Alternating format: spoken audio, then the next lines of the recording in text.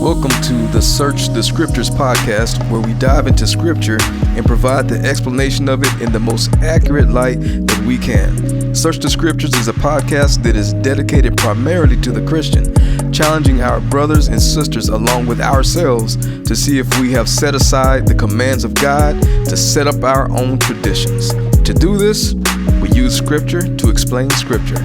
Please join us on this journey.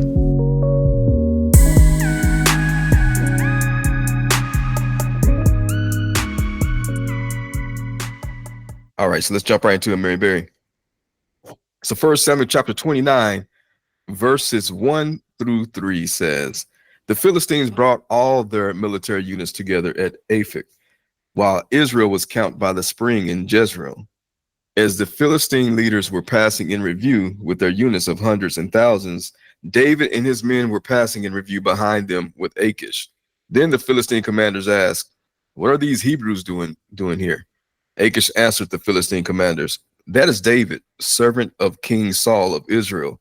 He has been with me a considerable period of time. From the day he defected until today, I found no fault with him. So here we go. And Gary, he blames Achish for all this, the fault with Achish. So his commanders here in a little bit. But so the Philistine commanders, they're asking about him, like, hey, what's up with these Hebrews? Why are they here? And just take note here that Achish has complete trust in David. Questions or comments before we go further in this? What you got, G. White? Yeah, man, it's just obvious. It just reminds me of another guy that would probably say, some people say, Putin's a good guy, bad guy. I don't know. I like the guy, It's just, that's kind of what happened. Everyone's like, he's not your friend. Hey, man, listen, like I say, David did a good job, man. I think he did. I don't know. For whatever reason, Achish actually, if I'm remembering correctly, he's one of the last surviving. Like he's going to David's going to treat him well, if that makes sense. So David's definitely going to go after the Philistines at some point, but he leaves Achish to rule a certain portion. But yeah, he does. He is deceiving Achish. You're right. Anybody else got anything on this one? All right, let's go to the next one, Mary Berry. So 1 Samuel chapter 29, verses 4 through 5 says, the Philistine commanders, however, were enraged with Achish and told him, send that man back and let him return to the place you assigned him. He must not go down with us into battle, only to become our adversary during the battle. What better way could he regain his master's favor than with the heads of our men? Isn't this the David they sing about during their dances? Saul has killed his thousands, but David his tens of thousands. So we have here the Philistine commanders. They object to this, right? They're the commanders. I know Achish is the king, but they object to this, and they said that he's just going to turn. He's going to turn on us to gain favor with Saul. Of course he defected, but what better way to gain favor with Saul than to turn on us? I also want to take note that after all this time, that even now, even still to this time, and even in the Philistine territory, the Song of David is known. So the Song of David is known by the Philistines. They're saying that they sing this in their dances. And so I just thought that was interesting that even the Philistine territory knows this song about David. Any questions or comments on this so far? All righty. So let's go to the next one, Mary Berry. So 1 Samuel chapter 29, verses 6 through 7 says, so Achish summoned David and told him, as the Lord lives, you are an honorable man. I think it is good to have you working with me in the camp, because I have found no fault in you from the day you came to me until today. But the leaders don't think you're reliable. Now go back quietly, and you won't be doing anything the Philistine leaders think is wrong. So Achish really wants to take him. And but he listens to his commanders who say, send them back. And so he tells David, go ahead and turn back. But I do find it interesting that Achish, who is a pagan, he does not worship our God. Remember, they have another God. They have probably a few of them actually.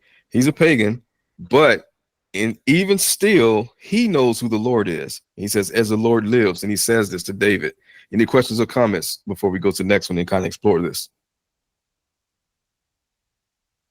All righty. Let's take a look at that, Mary Berry. So we can go back in time to 1 Samuel chapter 5, verses 1 through 4. After the Philistines had captured the ark of God, they took it from Ebenezer to Ashdod, brought it into the temple of Dagon, and placed it next to his statue. Then, when the people of Ashdod got up early the next morning, there was Dagon fallen with his face to the ground before the ark of the Lord. So they took Dagon and returned him to his place. But when they got up early the next morning, there was Dagon fallen with his face to the ground before the ark of the Lord. This time, both Dagon's head and the palms of his hands were broken off and lying on the threshold. Only Dagon's torso remained. So Dagon is their god. And so this is prior. This is years prior. This is before David. So this takes place.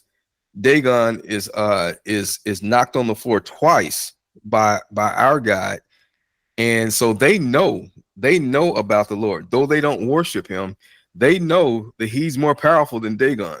Any questions or comments on this before we go to the next part? What you got, G. White? Yeah, I'm seeing. I guess you said it. He's their god, but I don't see anything on Dagon. I'm trying to Google Dagon right now. That's a dragon. You gotta take the I don't know. I never looked into who Dagon is, but I do know that, I mean, according to scripture, that's who the Philistines, that's at least one of the gods that they worshipped. Let me see if anything pops up. And it may actually be spelled a little bit. Yeah, it was a god worshipped in ancient Syria across the middle of the Euphrates. I'm seeing them pop up. But yeah, so so okay. the Philistines. I keep getting dragon, so Yeah, you see what it was. It was getting changed to that. So but yeah, so that's who they worship. That's who they worship. And even though he was beaten and broken on their in their temple, they still worship him. In fact, to the point to where they don't step on the actual threshold, because that's where he fell flat on his face. And so they don't step on the threshold. It said into the day of the writing of Samuel. And so that's I just thought that was interesting. Any other questions or comments on this?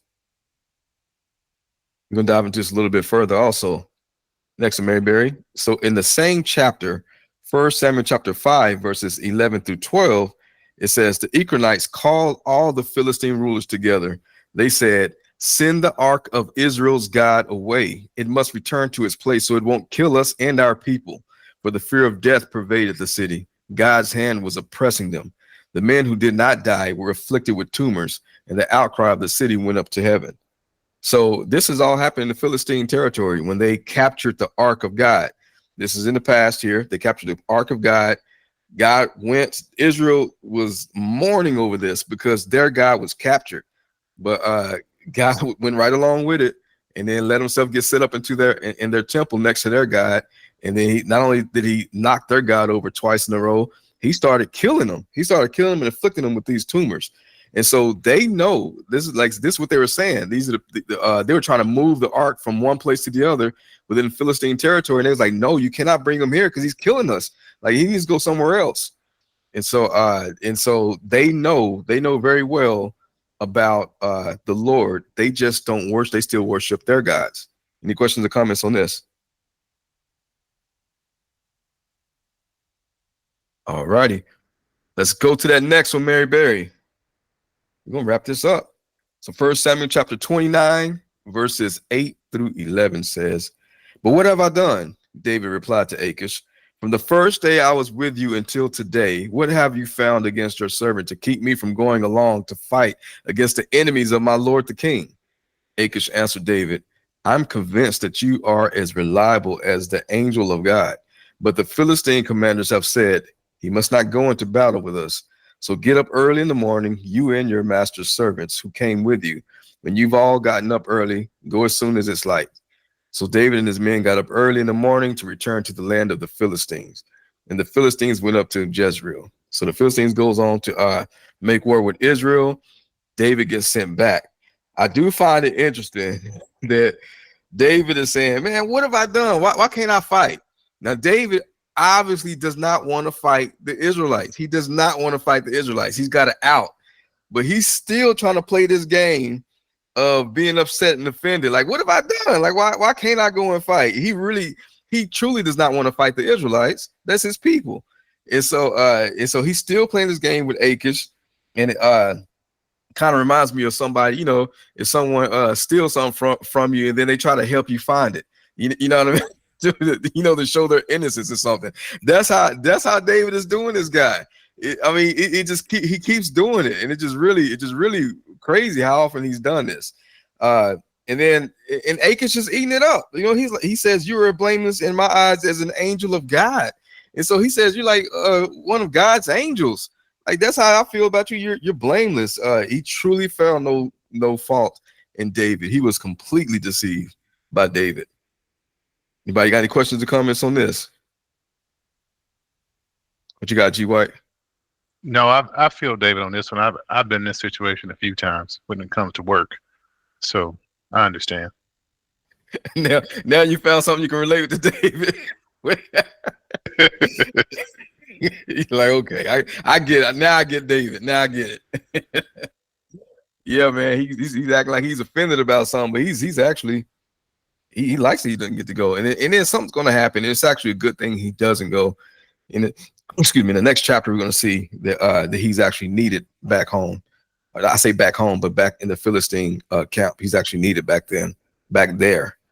But remember last week that Samuel was brought up from the dead, and he told Saul in 24 hours, he said, tomorrow you and your sons will be with me. So here we have next week, I want to say, is the following day. We're about to find out how that all goes down.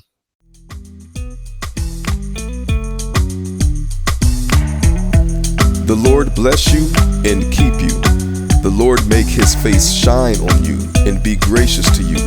The Lord turn his face toward you and give you peace.